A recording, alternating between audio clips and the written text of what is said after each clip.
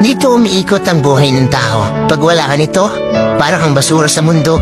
Balibalik na rin man ang mundo, pera ang gumagalaw sa paligid mo. Ito yung bagay na nalikha ng tao na hinahanap-hanap ng kahit sino. Hindi mo mabibili ang gusto mo pag wala ka nito. Hindi mo mapapalapit ang mga tao sa paligid mo pag wala ka nito.